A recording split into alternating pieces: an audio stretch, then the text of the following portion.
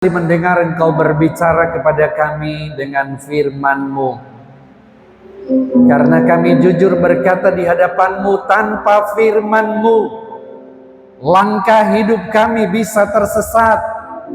Dan itu sebabnya kami butuh firman-Mu untuk menuntun perjalanan hidup kami.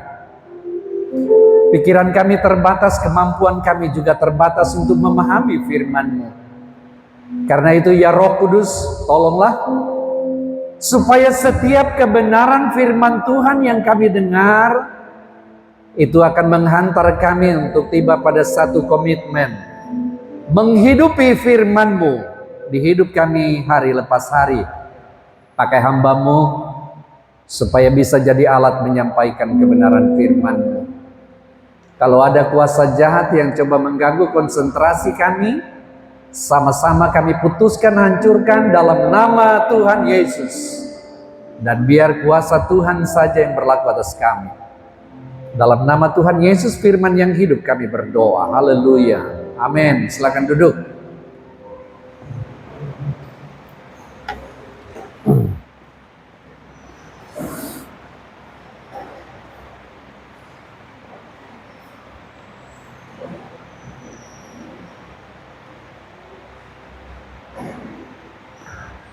Bapak Ibu sekalian, Almanak GKOI hari ini memberi tema pertobatan sejati.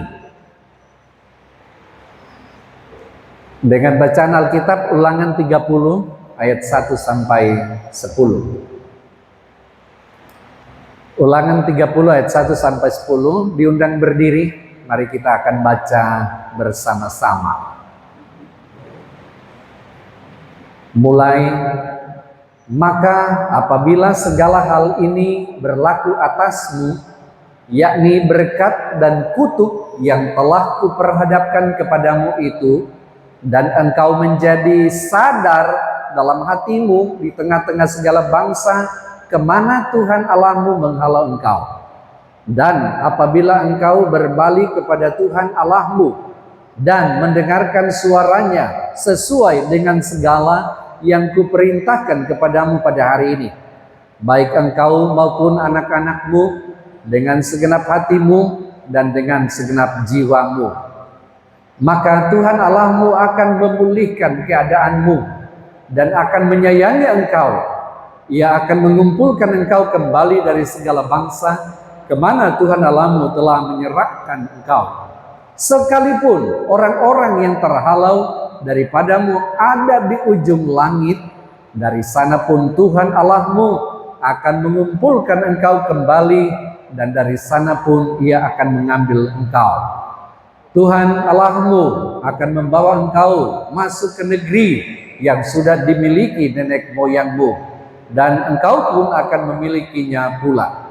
Ia akan berbuat baik kepadamu dan membuat engkau banyak melebihi nenek moyangmu.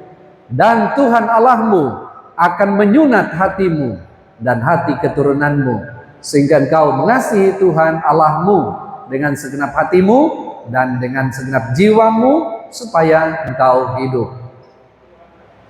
Tuhan Allahmu akan menjatuhkan segala sumpah serapah itu kepada musuhmu dan membencimu yang telah mengejar engkau.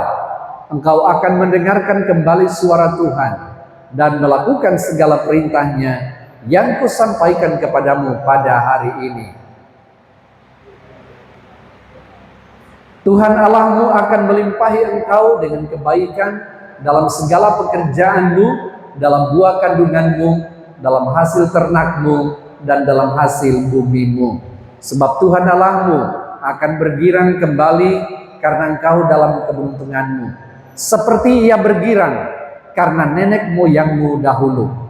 Apabila engkau mendengarkan suara Tuhan Allahmu dengan berpegang pada perintah dan ketetapannya yang tertulis dalam kitab Taurat ini, dan apabila engkau berbalik kepada Tuhan Allahmu dengan segenap hatimu dan dengan segenap jiwamu. Silakan duduk.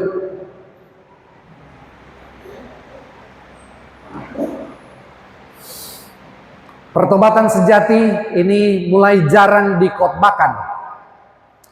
Karena jemaat dewasa ini lebih suka yang nyaman-nyaman saja.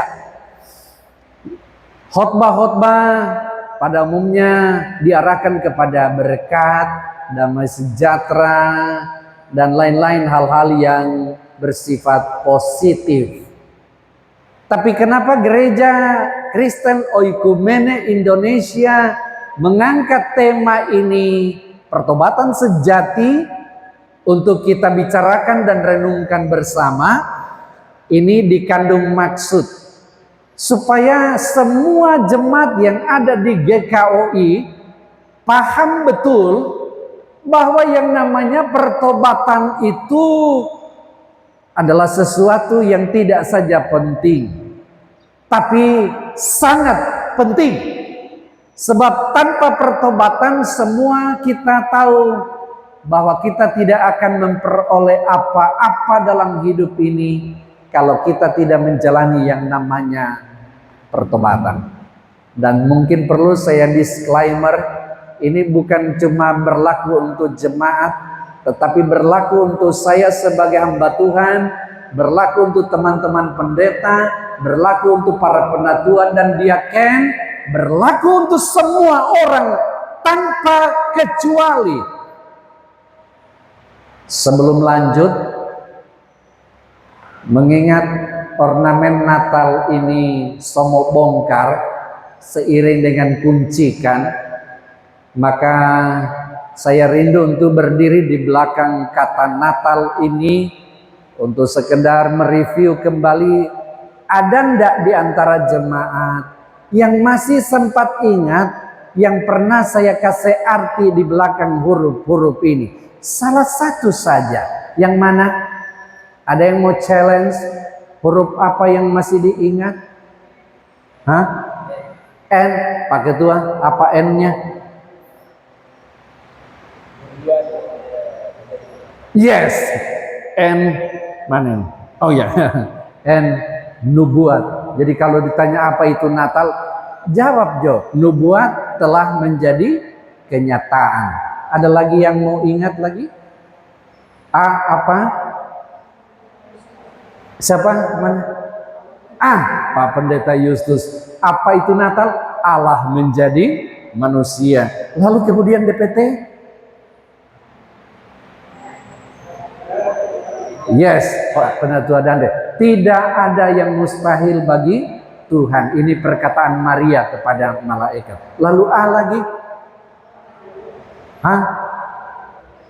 Allah Immanuel. Lalu yang terakhir, lanjutkan. Ini sama dengan HRG.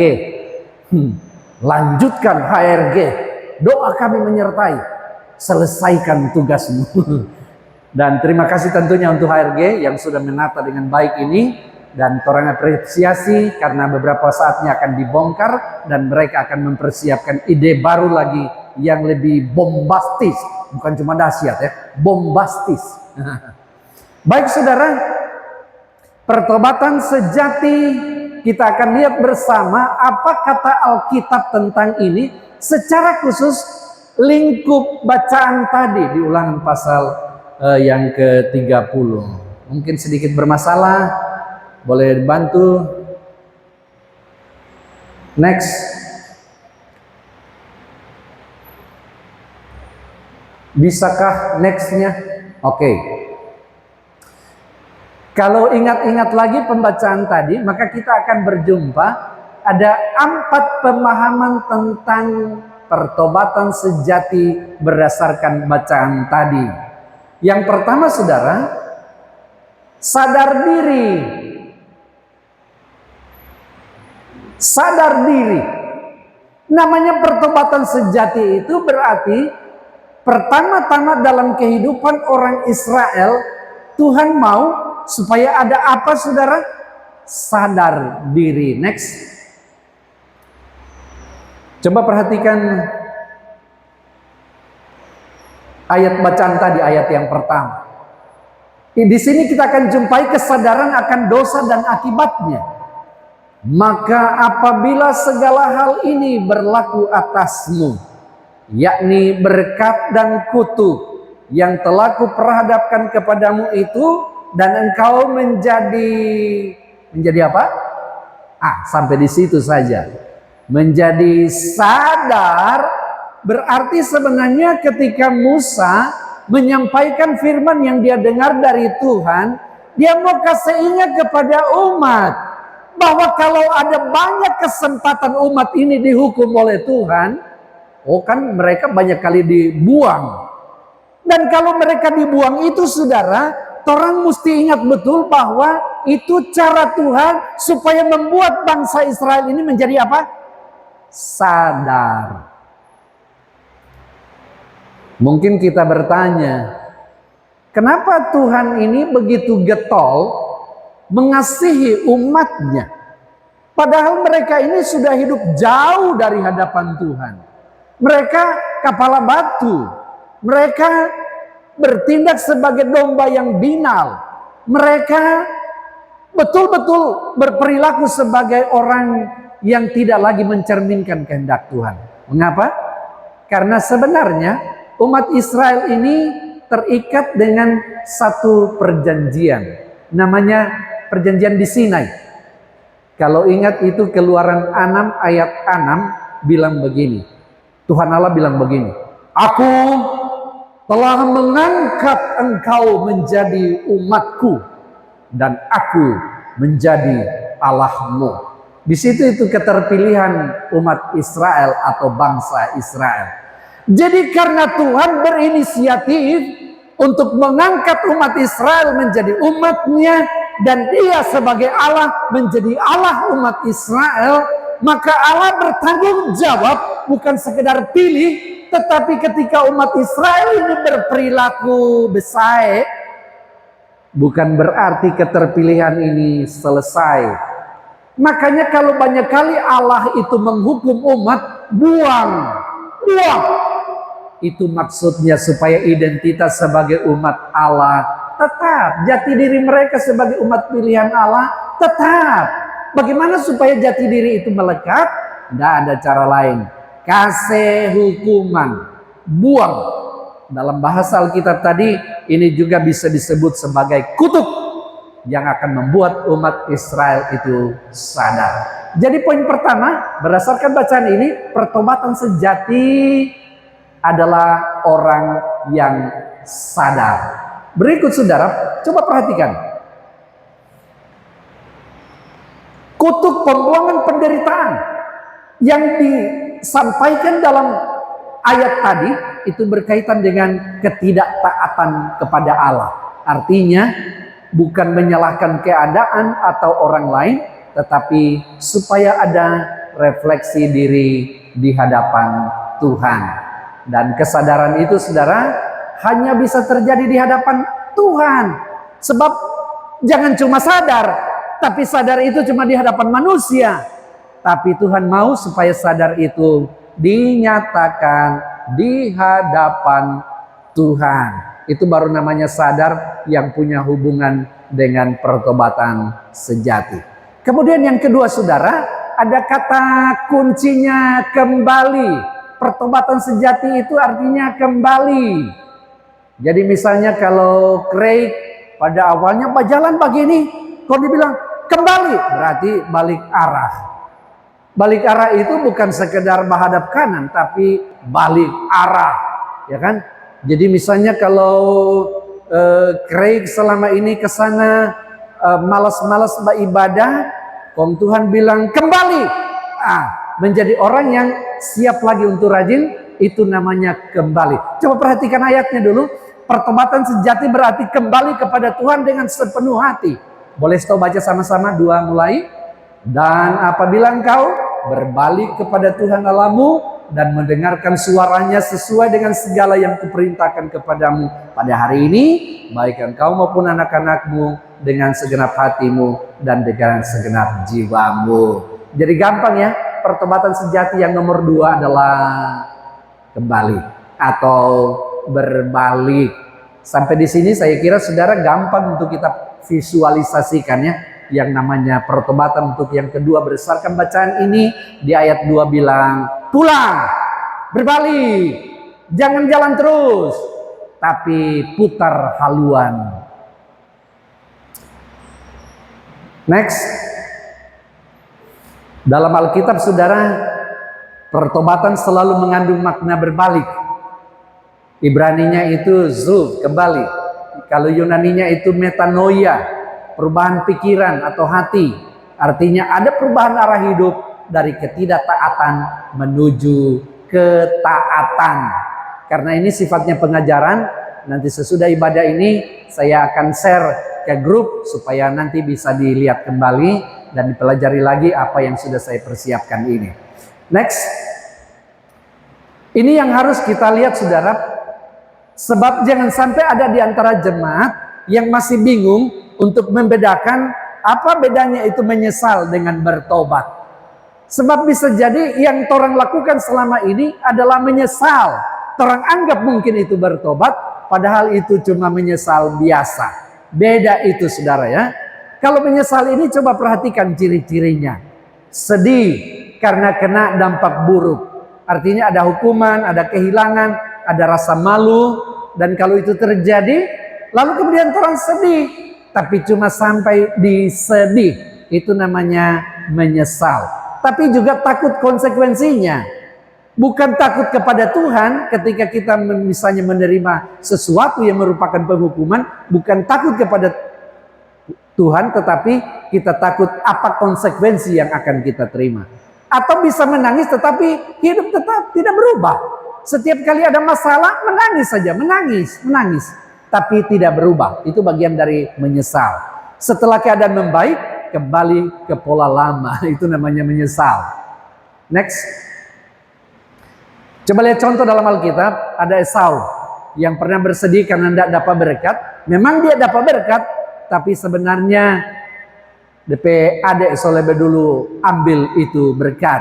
Harusnya pada waktu itu dia juga ada perubahan hati. Supaya apa? Sekalipun berkatnya berbeda, tetapi dengan perubahan hati pasti Tuhan akan melihat sesuatu yang berubah dalam proses hidupnya. Atau misalnya Firaun, masih ingat waktu Firaun bikin tulah? Hampir semua tulah itu dia mengaku dia sesalah. Hampir semua tulah yang dia terima itu seakan-akan membuat dia bertobat. Tapi ternyata tidak, cuma menyesal. Karena apa? Ulang-ulang. Itu namanya menyesal. Sehingga bisa saya simpulkan bahwa orang menyesal berarti dia akan berkata begini. Aku menderita karena dosaku. Tapi coba lihat dengan bertobat. Next. Pertobatan sejati itu saudara fokus pada relasi dengan Allah. Ini ciri-ciri orang yang pertobatan sejati yang berbeda dengan menyesal. Mengakui dosa tanpa membela diri.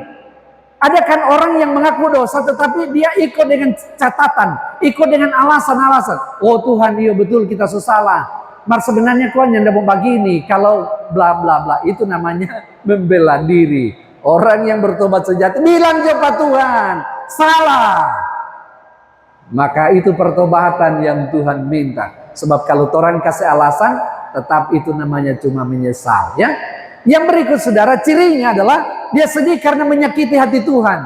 Jadi kalau dia mengalami suatu pengalaman yang buruk, dia merasa sedih. Bukan karena apa-apa, tapi karena dia merasa bahwa dia sudah menyakiti hati Tuhan. Ada kerinduan untuk berubah dan taat. Lalu kemudian diikuti tindakan nyata. Atau dengan kata lain, pertobatan sejati itu berarti akan dapat lihat di mana buahnya. Ada buah pertobatan yang dihasilkan.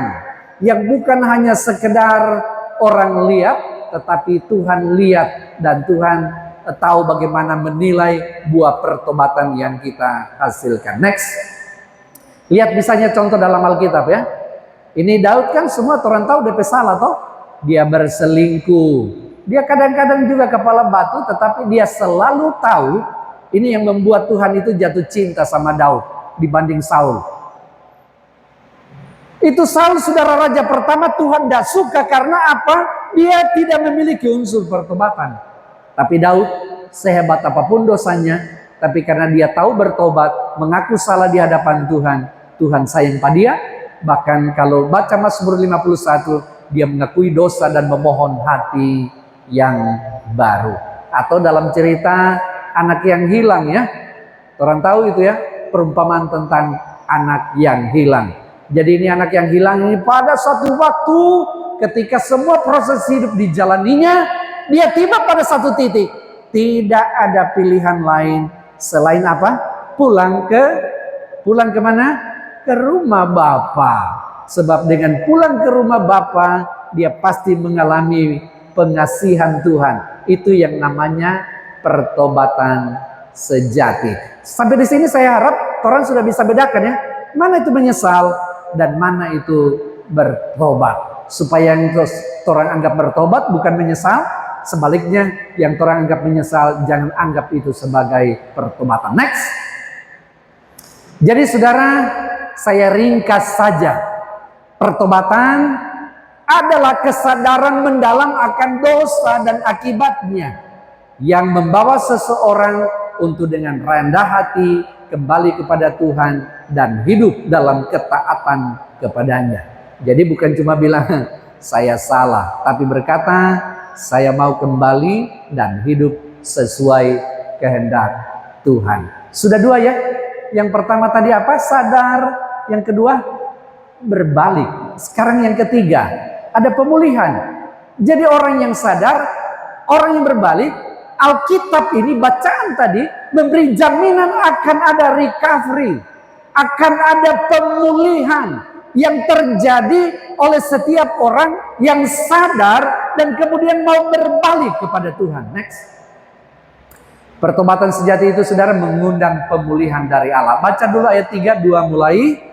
Maka Tuhan Allahmu akan memulihkan keadaanmu. Saya kira ini kabar baik saudara ya. Bukan cuma untuk orang Israel, tetapi for orang semua diberikan kabar baik bahwa pemulihan akan terjadi. Ini pertanda bahwa Tuhan tidak mau orang-orang yang percaya kepadanya terus hidup dalam dosa, tetapi berbalik, sadar, dan kepadanya akan menerima pemulihan. Next. Meskipun Israel jatuh dan dibuang saudara, Tuhan tetap membuka jalan untuk kembali. Dan dengan demikian bisa kita katakan bahwa pertobatan sejati selalu disertai iman bahwa Allah mau mengampuni dan memulihkan. Next. Yang keempat saudara, saya ulang yang pertama tadi apa? Pertobatan sejati mesti sadar. 2, pertobatan sejati berarti berbalik. 3, pertobatan sejati berarti ada pemulihan. Sekarang yang terakhir, dalam bacaan tadi kita juga berjumpa, pelajari bersama bahwa pertobatan sejati itu berhubungan dengan ketaatan. Bukan berarti bahwa ketika kita sudah dipulihkan, lantas kemudian kita kembali lagi ke dosa yang lama. Tetapi orang yang sudah dipulihkan itu berarti dia sudah harus taat. Tidak ada pilihan lain selain taat. Karena saudara akan ketemu dengan berkat dari orang yang hidupnya taat kepada Tuhan. Kalau baca secara khusus nanti ayat 9, di situ akan jumpai apa berkat bagi orang yang taat mendengar suara Tuhan. Oh, berkat Tuhan dinyatakan. Di situ dikatakan ternaknya akan menjadi banyak. Bahkan usahanya akan dilimpahkan berkat. Bahkan segala sesuatu yang menyumbangkan harapan kerinduannya dijawab oleh Tuhan. Itu hanya berlaku bagi mereka yang apa saudara? Taat. Ayat 8-10 Musa menegaskan bahwa umat yang bertobat akan mendengarkan suara Tuhan dan melakukan segala perintahnya. Ini namanya taat. Jadi kalau bertobat, ini yang harus orang lakukan. Taat, mendengar suara Tuhan, melakukan perintah Tuhan. Next. Ada peringatan buat kita semua dalam rangka ini. Sama-sama kita baca yuk, 2 mulai. Jika seseorang mengaku bertobat, tetapi hidupnya tidak berubah. Jika ia mengaku percaya, tetapi tidak menunjukkan buah iman, maka pertobatan itu patut dipertanyakan. Pertobatan sejati selalu menghasilkan buah dalam kehidupan sehari-hari. Jadi saudara mesti connect ya. Jangan orang cuma bilang-bilang bertobat, mar hidupnya ndak berubah. Jangan cuma orang bilang mengaku percaya kepada Tuhan, marnya ndak ada buah iman. Nah, tanda tanya besar. Bertanyalah dalam diri masing-masing ya. Coba tanyakan dalam diri masing-masing, apakah kenyataan seperti ini pernah orang alami? Dan kalau pernah, orang tahu bagaimana cara memanage atau menghandle-nya. Next. Sekarang kita boleh bertanya saudara, mengapa Tuhan tetap memberi kesempatan bagi kita untuk bertobat? Kenapa? Alasan yang pertama, karena karakter Allah adalah kasih dan panjang sabar. Andaikan Allah itu tidak memiliki karakter panjang sabar, kasih, selesai orang. Tuhan tidak sabar kok, tapi karena dia panjang sabar, maka dia tetap beri kesempatan untuk kita bertobat. Tuhan itu pengasih dan penyayang, panjang sabar, dan berlimpah kasih setia. Allah benci dosa, tapi mengasihi orang berdosa. Kalau Tuhan langsung menghukum, tak seorang pun yang bisa bertahan, saudara ya. Next. Alasan yang kedua, kenapa Tuhan memberi kesempatan untuk kita bertobat? Karena Tuhan rindu pemulihan, bukan kebinasaan. Karena kalau kebinasaan, sia-sia dia ciptakan manusia. Justru karena dia hargai manusia, jangan sampai hidup manusia ini sia-sia, maka dia kasih kesempatan untuk bertobat. Aku tidak berkenan kepada kematian orang fasik, melainkan supaya ia bertobat dan hidup. Tuhan tidak menikmati penghukuman, tujuannya selalu hidup dan pemulihan. Next.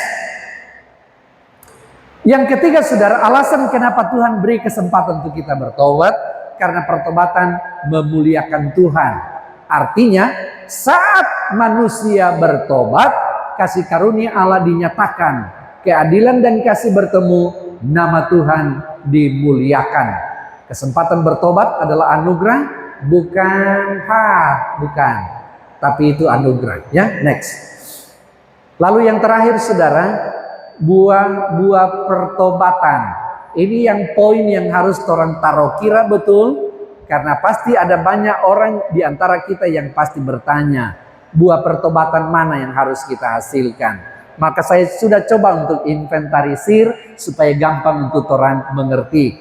Tapi Matius 3:8 ini bunyinya yang harus kita ingat. Yesus berkata, hasilkanlah buah yang sesuai dengan pertobatan. Artinya pertobatan sejati pasti kelihatan dampaknya, sehingga gampang untuk orang nilai dan ukur di mana DP dampak. Next. Buah-buahnya antara lain, satu, ada perubahan sikap hati. Yang mana itu perubahan sikap hati? Coba evaluasi diri kita.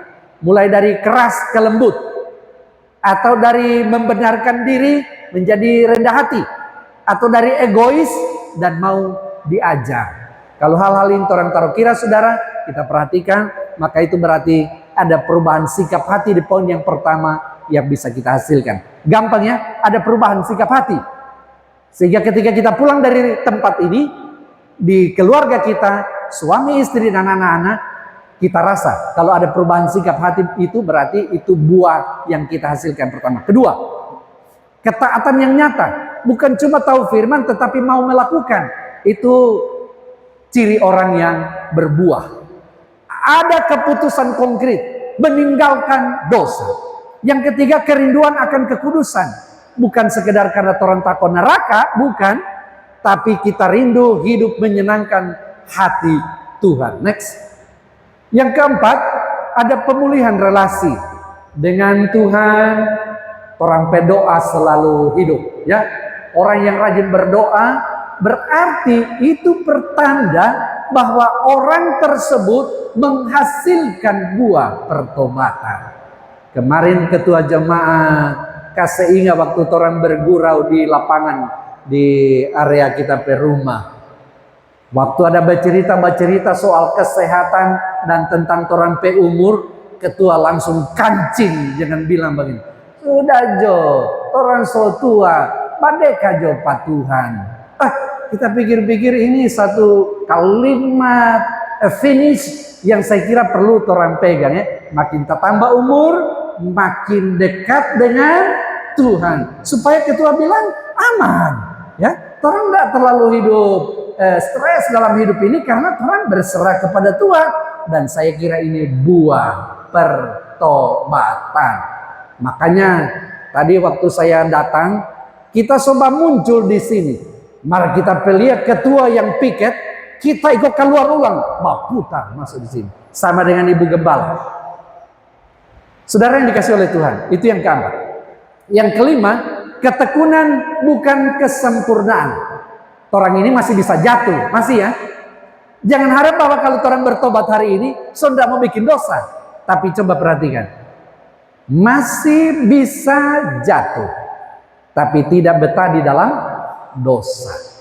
Apa bedanya ayam yang masuk ke dalam air dengan bebek yang masuk ke dalam air?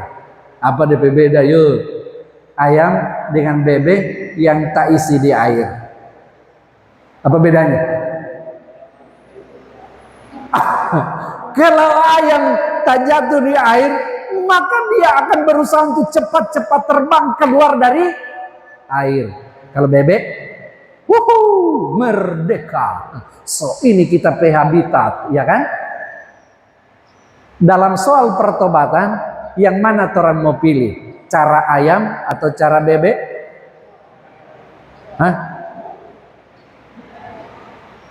Ayam atau bebek? Yang mana pilih ayam? Yang mana pilih bebek? So betul ketua, orang mesti piara ayam supaya itu memberi inspirasi yang kuat. Bahwa kalau orang piara ayam, maka paling tidak orang ingat bahwa ayam itu kalau dia jatuh di air, dia berusaha keluar. Artinya kalau orang bisa jatuh dalam dosa, tetap berusaha untuk keluar dari dosa. Kalau bebek jatuh dalam dosa, dia menikmati dosa itu dan jangan harap mau keluar dari itu ya. Saya doakan jangan pernah orang jadi karakter bebek ya. Sekalipun nanti orang mau pergi di Langoan mau makan kalau ada yang bisa pergi di Langoan, banyak terkenal di sana ikan bebek, tapi jangan lupa tetap mesti piara ayam supaya mengingatkan kita tentang ini. Next. Karena itu saya berharap saudara, apa yang sudah saya sampaikan ini akan menolong kita semua, sebab firman ini akan mengarahkan kita semua untuk tahu bagaimana kita mengeksekusi apa yang firman Tuhan katakan, dan dengan demikian proses perubahan kehidupan secara batin dan rohani kita itu bisa sungguh-sungguh kita lakukan dengan baik, dijaga oleh Tuhan.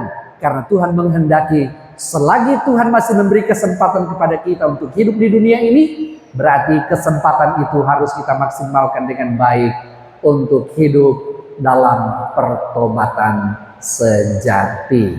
Periksa kembali di bagian mana yang perlu untuk diperbaharui, di sisi-sisi mana dalam hidup kita yang perlu orang sadar, yang perlu orang berbalik, yang perlu diperbaharui, dan yang perlu menyatakan sikap taat di hadapan Tuhan. Biarlah firman ini akan sungguh-sungguh menolong kita untuk hidup dalam pertobatan sejati. Mari berdoa. Bapa, terima kasih